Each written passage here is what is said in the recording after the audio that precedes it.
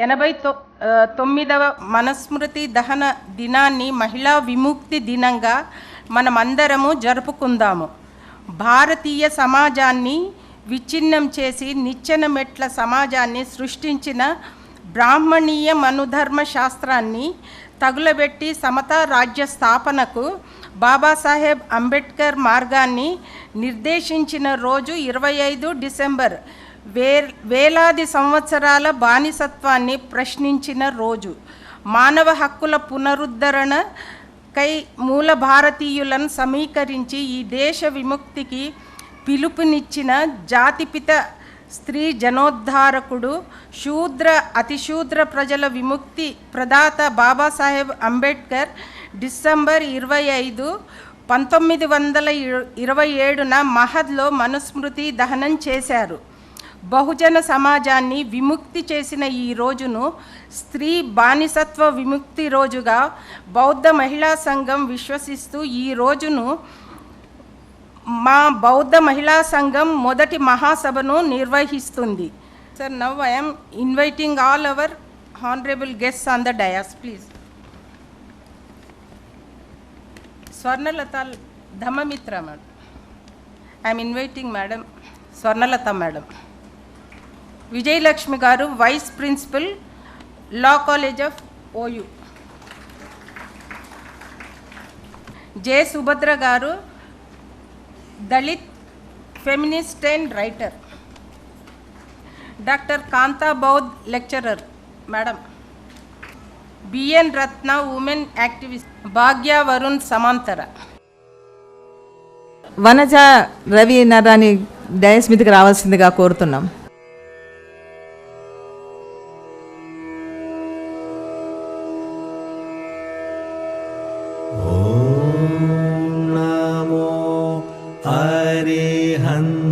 హరిహంతాణం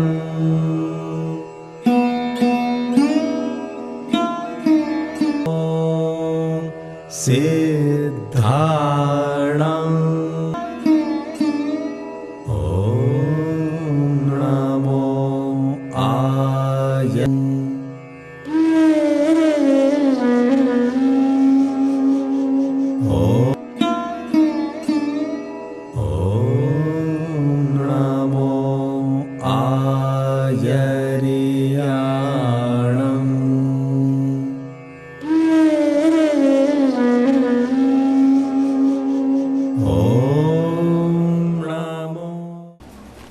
నమో తస్స భగవతో అర్హతో సమ్మా సంబుద్దస్స.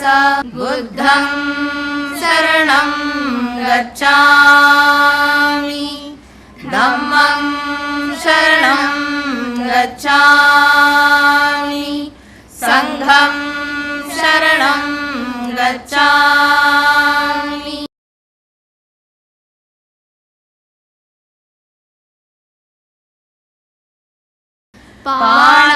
పాణాతిపాతా వేరమణి సిక్కాపదం సమాధియామి. అదిల్లదానా వేరమణి సిక్కాపదం సమాధియామి.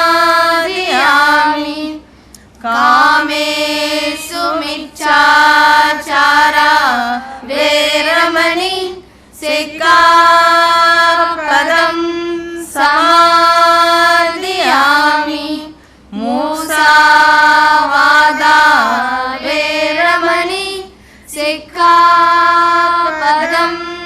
సమాధియామి. సూరామేరయ మజ్జ ప్రమాదఠానా వేరమణి సిక్కాపదం సమాధియామి. సాధు సాధు సాధు. అందరికీ मैत्रीपूर्ण जय भीमलो. सभी को बौद्ध बंधुओं और बाबा साहब अम्बेडकर अनुयायियों सभी को मेरा मैत्रीपूर्ण जय भीम. आज के इस स्मृति दहन के ये कार्यक्रम में आप सभी का स्वागत है। आज महिला विमुक्त दिन के नाम से हम मना रहे हैं आज। సో మీ అందరికీ ఈరోజు స్వాగతము. ఇప్పుడు మన కార్యక్రమం మొదలు పెడదాము. విమలక్క ద్వారా ఈ క్యాలెండర్ని మేము రిలీజ్ చేయబోతున్నాం.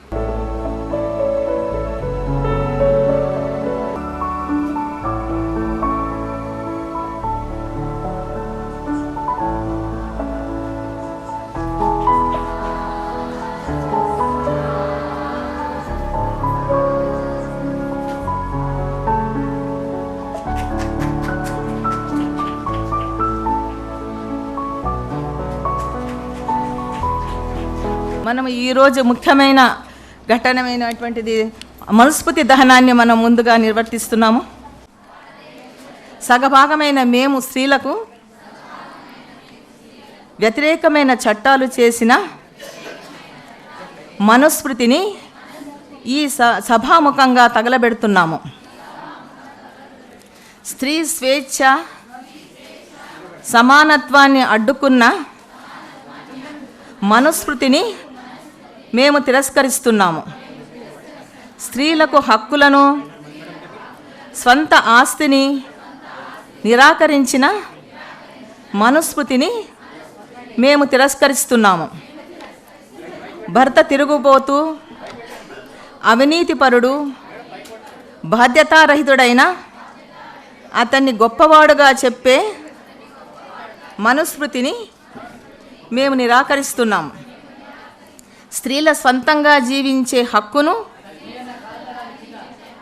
నిరాకరించిన అడ్డుకుంటున్న మనుస్మృతిని మేము నిరాకరిస్తున్నాము. స్త్రీలు ప్రతి స్టేజీలోనూ అంటే బాల్యంలో తండ్రి, యవ్వనంలో భర్త, వృద్ధాప్యంలో కొడుకు సంఖ్యలలో ఉండాలని నిర్దేశించే మనుస్మృతిని మేము నిరాకరిస్తున్నాం. ముందుగా మన కార్యదర్శి అయిన భాగ్య మేడం మీ ముందు కొన్ని మాటలు ఉంచుతారు.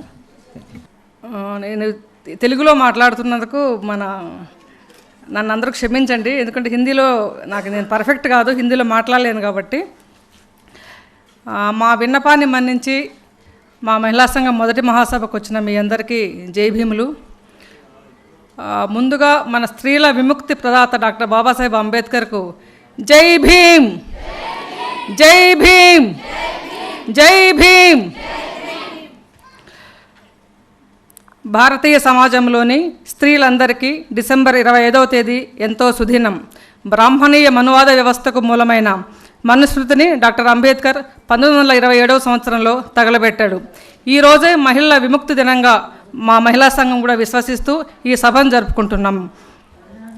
190% ఉన్న శూద్ర అతిశూద్ర ప్రజలతో పాటు మహిళల యొక్క అణచివేతకు మూలమైన మనుస్మృతిని బాబాసాహెబ్ మనకు తగలబెట్టాడు. మహిళల విముక్తికి ఎంతో ముందు చూపుతో డాక్టర్ అంబేద్కర్ హిందూ కోడ్ బిల్లును పార్లమెంట్లో ప్రవేశపెట్టాడు. ఎంతో లౌకికవాదిగా పేరు చెప్పే మన జవహర్లాల్ నెహ్రూ సవర్ణ మనువాదుల యొక్క అండదండలతో ఆ బిల్లును అడ్డుకుంటే బాబాసాహెబ్ దానికి మనస్తాపం చెంది న్యాయశాఖ మంత్రి పదవికి రాజీనామా చేస్తాడు. ఆ బిల్లు ఏముంది హిందూ కోడ్ బిల్లు అని ఏమీ తెలుసుకోకుండానే సవర్ణ స్త్రీలందరూ కలిసి ఢిల్లీ పురవీధుల్లో ఊరేగింపు చేస్తారు. ఆ టైంలో ఆయనకు మద్దతుగా నిలిచింది ఒకే ఒక మహిళా నాయకురాలు దుర్గాబాయి దేశ్ముఖ్. ఆమె మన హైదరాబాద్కు సంబంధించిన మహిళా నాయకురాలు.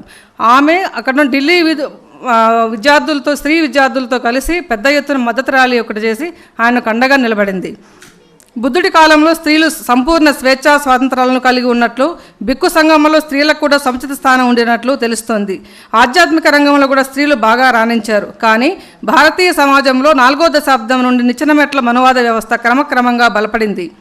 1848లో మహాత్మా జ్యోతిబా పూలేతో ఆధునిక సమాజం ఆవిర్భవించింది. మహిళల అభ్యున్నతి కోసం దాదాపు 160 ఏళ్ల క్రితమే జ్యోతిబా పూలే పునాది వేస్తే రాజ్యాంగం ద్వారా స్త్రీలకు అన్ని రంగాల్లోనూ సమాన అవకాశాలను కల్పించడంతో పాటు హిందూ కోడ్ బిల్లును ప్రవేశపెట్టి సమస్త స్త్రీజాతి విముక్తికి డాక్టర్ అంబేద్కర్ బాటలు వేశారనే విషయాన్ని ఈ సందర్భంగా మనం గుర్తు చేసుకోవాలి. మహిళా ఉద్యమాల చరిత్రను పరిశీలిస్తే చాతుర్వర్ణ వ్యవస్థ శూద్రులపై ఎటువంటి ఆంక్షలు విధించిందో స్త్రీలపై కూడా అదే రకమైన ఆంక్షలను విధించింది. కార్యేషు దాసి కరణేషు మంత్రి శయనేషు రంభ భోజ్యేషు మాత లాంటి కుటిల నీతి సూత్రాలను పాటిస్తూ మహిళలను నేటికి ఎన్నో అవమానాలు, అత్యాచారాలు, హత్యలకు, వేధింపులకు గురి చేస్తూనే ఉన్నారు. స్త్రీలు సమాజానికి పురుషులకు విధేయులుగా ఉండేలా స్త్రీ వ్యక్తిత్వానికి వ్యతిరేకంగా న్యాయ సూత్రాలను రూపొందించాడు మనువు. తాను రాసిన ధర్మం పాలకులకు మాత్రమే ఆదర్శంగా ఉండాలని ఆదేశించాడు. మనుధర్మ శాస్త్రంలో స్త్రీల అణచివేత ఎన్ని రకాలుగా సాగిందో నా తర్వాత మాట్లాడబోయే వక్తలు మీకు వివరంగా తెలియజేస్తారు. ముందుగా బ్రాహ్మణ, క్షత్రియ, వైశ్య వర్గాల కుటుంబాల్లోని స్త్రీల మీద ఈ మనుధర్మ నిర్బంధాలు అమలు జరిగినా వాటికి మత సంబంధమైన పవిత్రత ఉండడం వల్ల బహుజనులు కూడా ఈ బ్రాహ్మణీయ భావజాలాన్ని వంట పట్టించుకున్న పాపానికి ఆయా కుటుంబాల్లోని బహుజన స్త్రీలు కూడా వీటి నుండి తప్పించుకోలేకపోయారు. స్త్రీ జనోద్ధరణ అంటూ సతీ సహగమన నిర్మూలన రాజా రామ్మోహన్ రాయ్ కానీ, వితంతు పునర్వివాహం అన్న ఈశ్వరచంద్ర విద్యాసాగర్ లాంటి ఉదారవాద బ్రాహ్మణ కుల సంస్కర్తలు కృషి చేశారు. వీరి సంస్కరణలన్నీ కేవలం బ్రాహ్మణ స్త్రీలు పడే బాధల నిర్మూలనకు ఉపయోగపడ్డాయి తప్ప మెజారిటీ స్త్రీ జాతి సమోద్ధరణకు ఈ సంస్కరణలు ఉపయోగపడలేదు. ఈ సంస్కర్తలు ఎవరూ కూడా ఈ అనాచారాలకు మూలమైన బ్రాహ్మణీయ మనువాద వ్యవస్థను ప్రశ్నించలేదు. ఈ బ్రాహ్మణీయ మనువాద సమాజంలో ఉన్న ఆచారాలను ప్రశ్నించకుండా సంస్కరణలకు అర్థం లేదని గ్రహించిన మొట్టమొదటి భారతీయ మేధావి డాక్టర్ అంబేద్కర్. స్త్రీల అణచివేతకు, మనుధర్మానికి ఉన్న లంకెను విడమర్చి చెప్పిన ఘనత కూడా మన బాబాసాహెబ్దే. కాబట్టే స్త్రీల అభ్యున్నతి కోసం వారి హక్కుల మీద సరైన సంపూర్ణ దృష్టి ఉండడం వల్లనే అవన్నీ కూడా రాజ్యాంగ రచనలో ప్రతిబింబించాయి. పూలే వదిలి వెళ్లిన సామాజిక ఉద్యమ కార్యక్రమాన్ని చేపట్టిన డాక్టర్ అంబేద్కర్ భారతీయ స్త్రీల సమస్యల పరిష్కారానికి, వారి విముక్తికి అనేక ఉద్యమాలు చేపట్టాడు. మనువు చేసిన చట్టాలను శూద్ర స్త్రీలపై అమలు చేయుటకు త్రివర్ణాలనే మళ్ళీ వాడుకున్నాడు. బహుజన సమాజాన్ని వేల కులాలుగా విభజించి ఈ నిచ్చెన మెట్ల వ్యవస్థ వేల సంవత్సరాలు గడుస్తున్నా కానీ చెక్కు చెదరకుండానే ఉండిపోయింది. అందుకే డాక్టర్ అంబేద్కర్ ఈ కుల సమాజ నిర్మాణానికి పునాది అయిన మనధర్మ శాస్త్రాన్ని తన సహచరులతో కలిసి దహనం చేశాడు. అంబేద్కర్ కేవలం దళిత జాతుల పునరుద్ధరణకే కాకుండా సకల జాతి స్త్రీ అభ్యున్నతికి ఎంతో కృషి చేసిన మహోన్నతుడు. డాక్టర్ అంబేద్కర్ కృషిని మహిళా ఉద్యమాలు కూడా సరిగ్గా గుర్తించలేదు. అంబేద్కర్ మొత్తం స్త్రీ జాతికే పదనిర్దేశకుడు. ప్రాంత, మతము, కులం వీటికి అతీతంగా స్త్రీ జాతి ఉన్నతికి అహర్నిశలు కృషి చేసిన మహోన్నతుడు. స్త్రీల అభ్యున్నతి కోసం డాక్టర్ అంబేద్కర్ చేసిన కృషి గురించి భారతీయ చరిత్రలో ఎక్కడా రాయలేదు. ఆ ప్రయత్నం మహిళా ఉద్యమాల్లోకి దళిత స్త్రీల ప్రవేశం తర్వాతనే జరిగింది. అగ్రవర్ణ స్త్రీవాదులతో దళిత ఫెమినిస్టులు చేసిన చర్చలు, కులాన్ని, అంబేద్కర్ను అంగీకరింపజేయడంలో వారి కృషి ఎంతో ఉంది. అందులో ముఖ్యంగా షర్మిలా రేగే, ఉర్మిళ పవార్ లాంటి చరిత్ర అధ్యయనకారులు యూనివర్సిటీల్లో ఉంటూ చేసిన కృషి ఎంతో కీలకమైనదిగా ఈ సందర్భంలో గుర్తు చేసుకోవాలి. 1942లో డాక్టర్ అంబేద్కర్ నాగపూర్లో జరిగిన అఖిల భారత మహిళా సదస్సులో పాల్గొని ఈ విధంగా ప్రసంగిస్తాడు. నాకు మహిళా ఉద్యమాల పట్ల పూర్తి విశ్వాసం ఉంది. మీరు బ్రాహ్మణీయ మనువాద సంస్కృతి నుంచి బయటపడాలి. స్త్రీ పురుషులు ఇద్దరూ సమానంగా విద్యావంతులైన నాడే సమాజం పురోగమిస్తుంది. స్త్రీలు విద్యాపరంగాను, రాజకీయంగాను, సాంఘికంగాను, ఆర్థికంగాను అభివృద్ధి చెందకుండా సమాజం అభివృద్ధి చెందదు. సవర్ణ స్త్రీలలాగా మీరు కూడా బట్టలు ధరించండి. మీరు దేనిలోనూ తక్కువ కాదు. ఆత్మన్యూనతాభావాన్ని విడనాడండి అని పిలుపు ఇస్తూ శూద్రులను, స్త్రీలను నిర్బంధంగా అణచివేస్తున్న మనుధర్మ శాస్త్రాన్ని వదిలేసి బయటికి రండి అని పిలుపిస్తారు. ఈరోజు మనం అందరం పొందుతున్న ఈ కొద్దిపాటి స్వేచ్ఛ, స్వాతంత్రాలకు ఆనాడు పూలే, అంబేద్కర్లు వేసిన పునాదులే కారణం. అంబేద్కర్ ఉద్యమాన్ని సునిశ్చితంగా పరిశీలిస్తే ఆయన చేపట్టిన ఏ ఉద్యమమైనా స్త్రీలు లేకుండా జరగలేదు. అంబేద్కర్ అనంతరం ఆయన అనుయాయులుగా ముందుకొచ్చిన అంబేద్కర్ వాదులు స్త్రీలను అంబేద్కర్ సంఘాల్లోకి, ఉద్యమాల్లోకి సమీకరించడంలో కొంత నిర్లిప్తత వహించారనే చెప్పాలి. మన 2 తెలుగు రాష్ట్రాల్లో ఆ రకంగా అంబేద్కర్ ఉద్యమంలోకి వచ్చిన స్త్రీలు అతి కొద్ది మందే. దీన్ని అర్థం చేసుకున్న మాలో కొంతమంది డాక్టర్ అంబేద్కర్ మహిళల కోసం చేసిన కృషిని అన్ని వర్గాల స్త్రీల్లోకి తీసుకెళ్లడం ద్వారా అంబేద్కర్ ఆశించిన ప్రబుద్ధ భారత్ నిర్మాణం కోసం మేము మా మహిళా సంఘాన్ని ఏర్పాటు చేశాము. 14 అక్టోబర్ 2015 మా సంఘం ఏర్పాటైంది. 150 మంది బౌద్ధ స్త్రీలతో ట్యాంక్ బండ్ అంబేద్కర్ పార్క్ విముక్తి కొరకు ర్యాలీ నిర్వహించి మా మహిళా సంఘాన్ని స్థాపించాము. ఆ రోజు డాక్టర్ అంబేద్కర్ దమ్మదీక్షను తీసుకున్న రోజు. ఆ రోజు నుండి నిరంతరంగా బస్తీల్లో ప్రజలను సంఘటితం చేస్తూ మహిళా సంఘాలను ఏర్పాటు చేస్తున్నాము. జంట నగరాల్లో ఇప్పటికే 350 మంది సభ్యులుగా మా సంఘంలో చేరారు. మా స్వంత ఆర్థిక వ్యవస్థను ఏర్పాటు చేసుకునే ప్రయత్నం మొదలుపెట్టాము. స్వయం సమృద్ధి, ఆర్థిక స్వావలంబన ధ్యేయంగా మేము మా సంఘాన్ని స్థాపించాము. మా సభ్యులందరం రోజుకు ₹1 ఇచ్చి సంఘంలో సభ్యత్వం తీసుకున్నాము. ఆ డబ్బును మహిళా సెంటర్ల నిర్వహణ, శిక్షణా కార్యక్రమాలకు ఖర్చు పెట్టాలని కూడా నిర్ణయించాము. వీటితో పాటు మరికొన్ని కార్యక్రమాలు కూడా సంఘం బాధ్యత తీసుకుంది. జల్పల్లిలోని లుంబిని బుద్ధ విహార్ అభివృద్ధి కోసం మా సంఘం ముందుకు వచ్చి బాధ్యత తీసుకుని ₹1,30,000 ఇతర మిత్రులతో కలిసి సేకరించి ఇచ్చింది. బస్తీల్లో ప్రబుద్ధ మహిళా సెంటర్లను ఏర్పాటు చేయడం, స్త్రీలకు యువతులకు నవయాన బౌద్ధ ధమ్మ శిబిరాలను నిర్వహించడము, రాత్రి బడులు నిర్వహించడము, కౌన్సిలింగ్ సెంటర్ల ఏర్పాటు. ఇందులో కుటుంబ సమస్యల మీద, చదువు, ఆరోగ్యము, ఉద్యోగాలకు సంబంధించిన విషయాల మీద కౌన్సిలింగ్ ఏర్పాటు చేయడం. ఇప్పటికే స్కిల్ డెవలప్మెంట్ మీద పనిచేస్తున్న శిక్షణా సెంటర్లతో ఈ ప్రబుద్ధ భారత్ సెంటర్లతో అనుసంధానం చేసి శిక్షణ ఇప్పించడం లాంటి కార్యక్రమాలను మేము మా మహిళా సంఘం ద్వారా చేయాలని సంకల్పించాం. ఈ 4 మాటలు మీతో పంచుకోవడానికి నాకు ఈ అవకాశం ఇచ్చిన మీ అందరికీ ధన్యవాదాలు. జై భీమ్. फिर एक बार सभी को जय भीम. भीमराव रामजी अंबेडकर अपने युग के सर्वोत्तम विलक्षण पुरुष थे. उनकी जीवनी एक ऐसा गाथा है, एक अन्यायी और उत्पीड़ित समाज द्वारा सर्वदा उत्पन्न सबसे अधिक दुर्जय बाधाओं से गुजरे. इतने दुर्जन बाधाओं से गुजरने के बाद ये उन्होंने अपने जीवन में सफल प्राप्त किए हैं. ये कैसा हुआ उनसे? तो भीमराव अंबेडकर ने उनके विशिष्ट बुद्धिमत्ता, श्रेष्ठ चरित्र और शक्ति किस प्रकार सफल होती है, उन्होंने ये कर दिखाए हैं. हमारे लिए ये ऐसा संदेश है, ऐसा प्रेरणा है कि हम इसे उदाहरण के लिए हमारे जीवन में ले सकते हैं. ఈ రోజు మనకి ముఖ్య వక్తగా డాక్టర్ విజయలక్ష్మి గారు ఇక్కడికి ఇచ్చేశారు. డాక్టర్ విజయలక్ష్మి గారు ఇక్కడ మనకి ఈరోజు వక్తగా ఆకింకరించినందుకు చాలా ఆమెకు ధన్యవాదాలు. ఈవిడ మనకి విజయలక్ష్మి గారు LLBలో లా ఆఫ్ కాలేజ్లో యూనివర్సిటీలో చేశారు. LLM పీజీ కాలేజ్ అండ్ లో PhD ఇన్ స్పెషలైజ్గా in crimes and thoughts with 14 సంవత్సరాల అనుభవం ఉంది టీచింగ్ లైన్లో. ప్రస్తుతం వీరు criminal law, criminology, penology, criminal justice in India బోధిస్తున్నారు.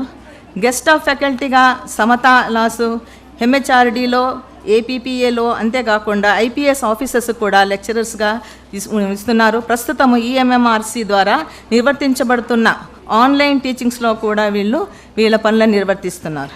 Doctor Vijayalakshmi గారిని ఆహ్వానాన్ని అంగీకరించి ఈనాటి బౌద్ధ మహిళా సంఘం సభకు వక్తలుగా వచ్చేసినందుకు మా ధన్యవాదాలు తెలుపుతున్నాను. ఇది మా అదృష్టంగా భావిస్తున్నాను. నేను డాక్టర్ విజయలక్ష్మి గారిని అంబేద్కర్ పొందబడిన హక్కుల గురించి కానీ దానికి సంబంధించిన విషయాల గురించి మనకి ఆమె అమూల్యమైన సందేహాన్ని ఇవ్వవలసిందిగా కోరుతున్నాను. వేదికను అలంకరించిన పెద్దలందరికీ, వేదిక అటువైపు ఉన్న పెద్దలందరికీ, మన తెలంగాణ రాష్ట్రం నుండి వచ్చిన అక్క చెల్లెళ్ళందరికీ, అన్నతమ్ములందరికీ, బయటి రాష్ట్రంలోంచి వచ్చిన భాइयों बहनों, आपको हार्दिक स्वागत है ఏ కన్వెన్షన్కి లియే. ముందుగా మహిళ అంటే ఎవరు? సృష్టిలో సగమైన మహిళ. ప్రపోర్షన్గా తీసుకుంటే సగానికి సగం ఉన్నాం. आदमी कितने हैं, औरतें भी उतने ही है, आधे हैं. मर्द कितने जने हैं, औरत भी उतने ही जने हैं. मगर హక్కులు అనేసరికి వెనకాలకు జరుగుతున్నాం. ఆడవాళ్లకు స్వేచ్ఛ ఉందా, హక్కులు ఉన్నాయా అంటే ఎవరికి తెలుసు? ఎంతవరకు తెలుసు? ఎప్పుడు స్టార్ట్ అవుతుంది హక్కు, ఎప్పుడు ఎండ్ అవుతుంది? ఎవరైనా చెప్పగలరా? ఎప్పుడు మన హక్కు స్టార్ట్ అవుతుంది, ఎప్పుడు ఎండ్ అవుతుంది? మనిషిగా పుట్టిన నుండి మనకు హక్కు ఉంది. భూమి మీదకి ఎప్పుడైతే వస్తున్నామో అప్పటి నుండి మన హక్కు ఉంది. చచ్చే వరకు కూడా మనకు హక్కు ఉంది. కానీ బయటికి ఒక్కరం వెళ్ళగలమా? ఒకరు తోడు ఉండాలి. స్కూల్కి వెళ్ళేటప్పుడు నాన్న వస్తాడు, పెళ్ళైన తర్వాత హస్బెండ్ వస్తాడు. చదివినవా లేదా అక్కడ పక్కన పెట్టండి. మనకి స్వేచ్ఛ ఉందా? అట్లా నేను ఇంట్లో పోయి కొట్లాడమనట్లేను మాకు స్వేచ్ఛ లేదని. కానీ ఎంతవరకు రైట్ ఉంది? మగవాళ్ళు 12 గంటలకు వస్తే ఎవరు అడగరు. అదే ఆడవాళ్ళు 12 గంటలకు ఇంటికి వస్తే ఎక్కడ పోయి వస్తున్నావు అని అడుగుతారు. అడుగుతారా అడగరా? ఇంట్లో బయట వాళ్ళు ఎవరు అడుగుతారో అడగరా, కానీ ఇంట్లో వాళ్ళు అడుగుతారు. ఏ అమ్మ 12 గంటలకు ఇంటికి వచ్చినావు, ఎక్కడ పోయినావు అని.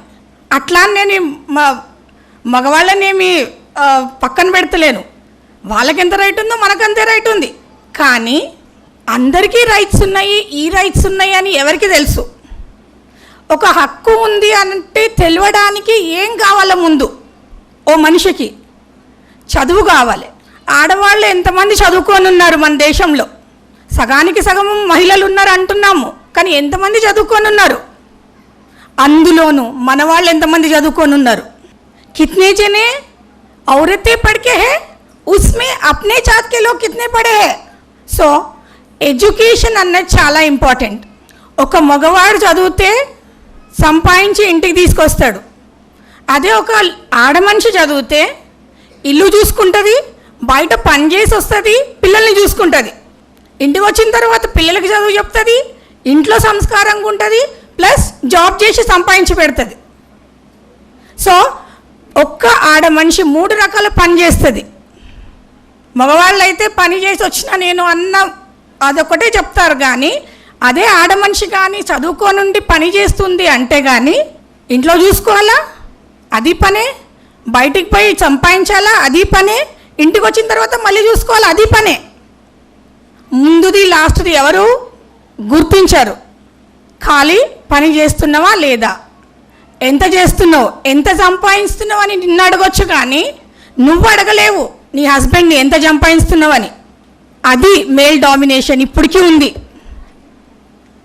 ఇప్పటికీ ఈ మేల్ డామినేషన్ ఉంది. ఇప్పటికీ హస్బెండ్ అడుగుతాడు ఎంత సంపాదిస్తున్నావు అని, కానీ పెళ్ళాం అడగొద్దు ఎంత సంపాదిస్తున్నావని. సో చదువు లేకుంటే ఎక్కడి నుండి వస్తాయి మనకివి, ఎట్లా తెలుస్తాయి? 33% మంది మనుషులు లేడీస్ ఇప్పుడు చదువుకొని ఉన్నారు. ఎవరికి పోతుంది ఈ క్రెడిట్ అంతా? ఎవరికి పోతుంది? కిస్కో జాతే ये पूरा क्रेडिट? ज्योतिराव फूले ओ महात्मा अपन को एजुकेशन भिक्षा में दिए. आज इधर खड़े होके हम आपके सामने बोल रहे बोले तो ओ सावित्रीबाई फूले का है और ज्योतिराव फूले का है.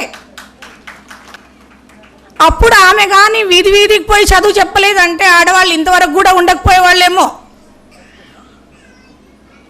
ఇవాళ మనం ఇక్కడ నిలబడ్డాము, ఇవాళ మనం మాట్లాడుతున్నాము, ఇవాళ మనం ఒకరిని ఎదిరించేంత స్థాయికి వచ్చినాము, లేదా ఒకరి ముందు నిలబడేంత స్థాయికి వచ్చినాము అంటే that credit goes to Jyotirao Phule only and only.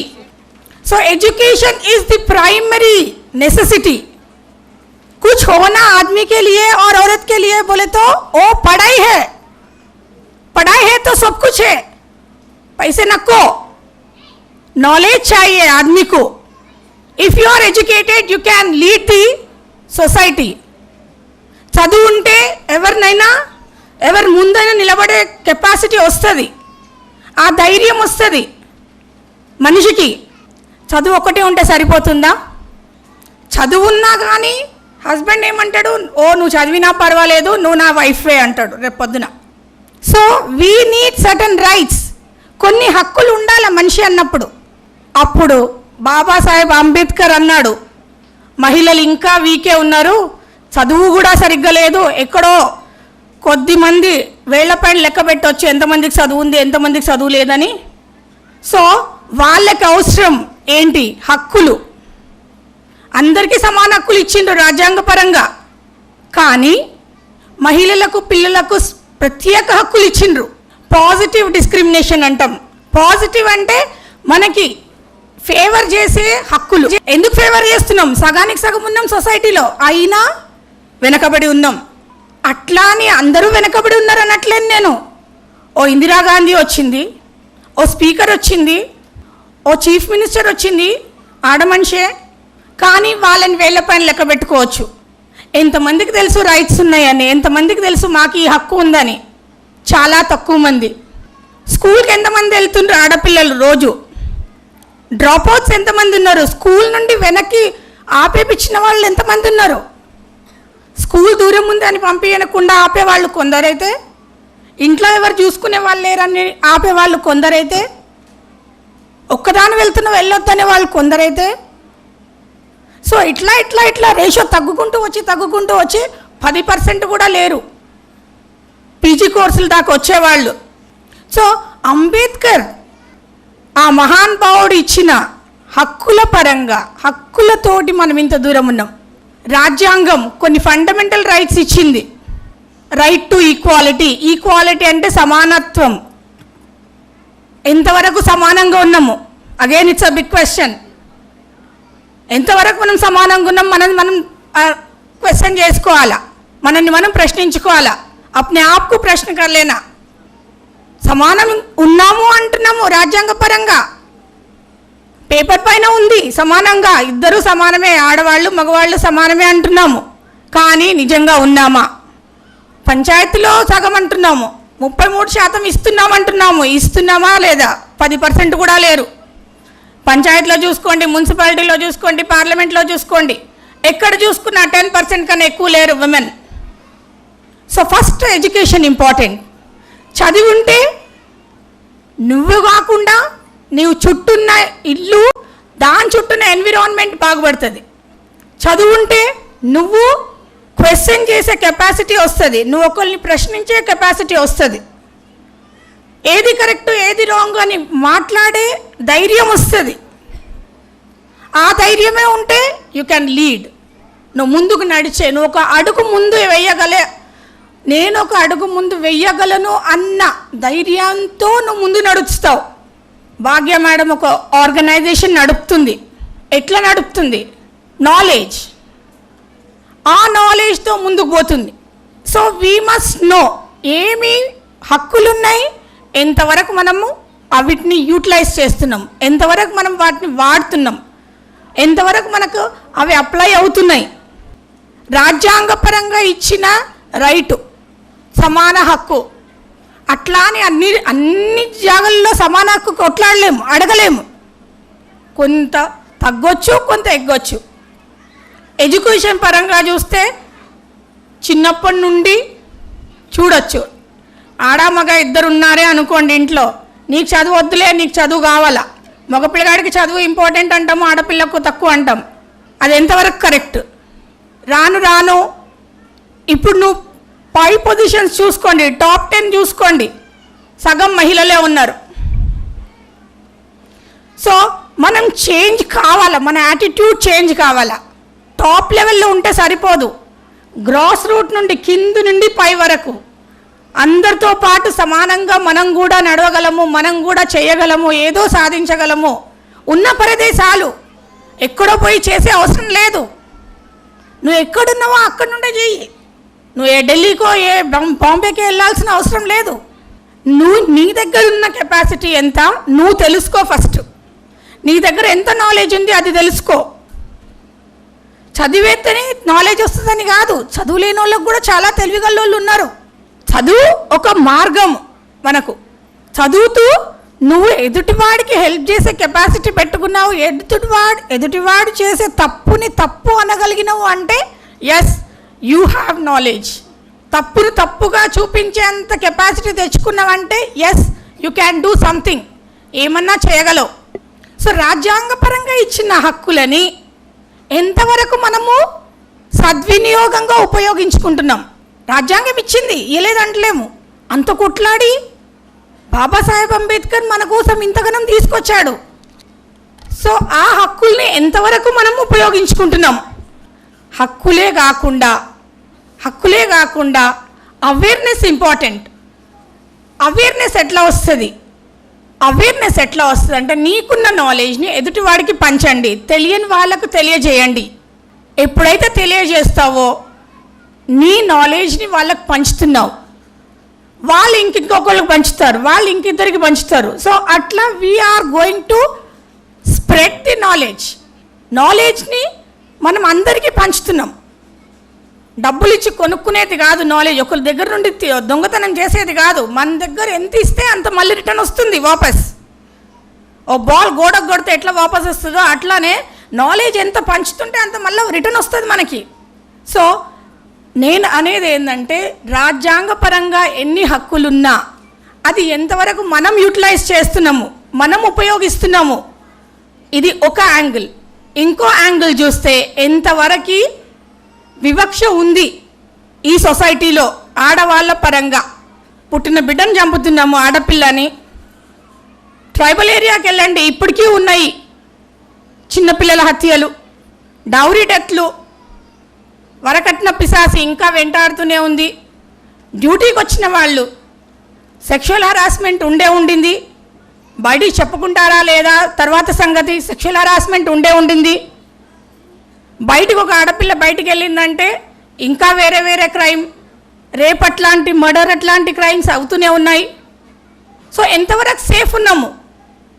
రాజ్యాంగపరంగా రైట్స్ ఉన్నా, दो वी आर हैविंग राइट्स, पूरे अधिकार है, मगर कितना यूटिलाइज कर रहे, कितना मिसयूज हो रहे, అనుకున్నప్పుడు ఇంకా ఇప్పుడు ఒక స్టేజ్కి వచ్చినాం, రాలేదని కాదు, కొంత అవేర్నెస్ వచ్చింది, ఇంకా రావాలా.